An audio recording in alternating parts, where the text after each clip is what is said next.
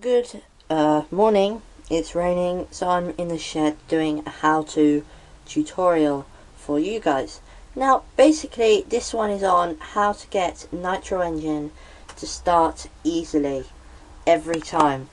In other words, first thing is, people have seen my videos. They see them, especially the SH18 engine videos, and they say, how do you get it to start like second or first pull on the pull starter, or even a very small push on the button here on the drill starter on this engine?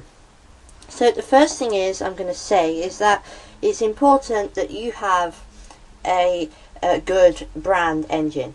For example, Team Infinity engines, I find personally that they never start very easily. You have a very tough to pull start on a Team Infinity engine, and they are a right pain to actually start up and tune. That brings me on to the next thing. SH engines are very easy to start and very easy to tune. First thing is, you need a very well tuned engine. Now feel free, this SH engine is probably tuned at about a whole turn in from flush with edges on the high end. Okay, later I will show you low end. So first thing is, it's very important to have a well tuned engine, both on your high end and your low end. Next thing is, you need to have a good glow plug installed. You can buy glow plugs at local hobby shops, or you can simply just order one off of the internet. Next thing is your fuel percentage.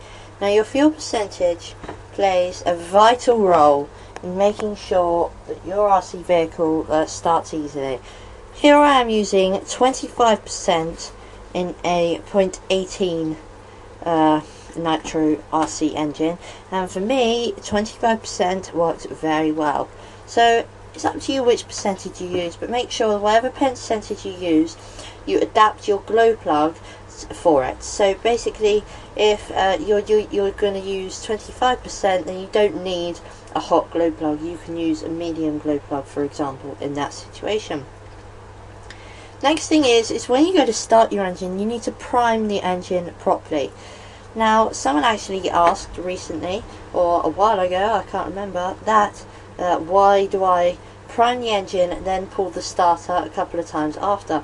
Very simply, this is because once you have primed your engine, right, it's very important that then you need to lubricate the fuel around the engine that you have just primed into it. So that is why I do that. I pull the starter after it has been primed, just to lubricate the fuel around the engine, so then when I insert the igniter and pull the starter, it always starts easily. That brings me on to the next thing, the igniter. Your RC engine igniter also is very important. You need to make sure that you fully charge your igniter for an overnight time. Charge it overnight. So let me get my igniter, and here it is. I've got more than one, I've got three. Basically, when you put your igniter onto your glow plug, you want it to glow a lot inside your engine. Now that's another thing. When I put my fully charged igniter in my engine head, I always push down on it, okay? I always push right down, because then I know that it's emitting the full amount of power that it's capable of. If you just sit it on there, it's a bit wobbly, it's probably not putting out much power. So that is why I always push down with one hand and then press the button on the drill start or pull the starter on the other, which I find makes it start very easily. Alright, and it's the same, like I just said, with the pull start system. Simply just insert the igniter there, okay, and then push down and then just pull the starter. Okay, so it's just getting these things, you know, it's just basically practice, I find. Next, you should always break in your engine first. When people get Nitro engines, they sometimes don't break them in, they just start them up and start bashing them.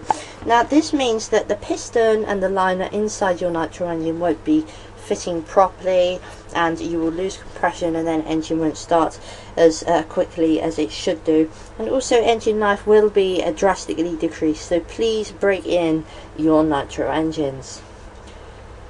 Next, this brings me to carb gaps or idle gaps. If you have a too low idle gap, okay, the idle gap is the gap inside your carb, which is right in here. Now if you have a too low idle gap and that not enough fuel is being allowed in, then the engine simply won't start because it's not getting enough fuel to ignite. So in this case, what you need to do is simply open it using your throttle trim or your idle speed screw, which is on here on your carb. Simply add more gap. The gap should be about 1 to 2 millimeters open, no more than 2, otherwise when it does go on, the engine will rave. It will literally go zooming off, and then it will go zooming off somewhere with your igniter in, and you'll be in a panic because it goes crashing off. Alright, so those are my tips in order to get your nitro engine started quickly. It's the same with pull start engines, it's the same with drill start engines, it's the same with starting a nitro engine with a starter box. All the same things apply. You need to check these and check different things. If you have problems, please feel free to post a message down below or send me an email to jt12rchelp@aol.co.uk. Feel free, enjoy your cars and enjoy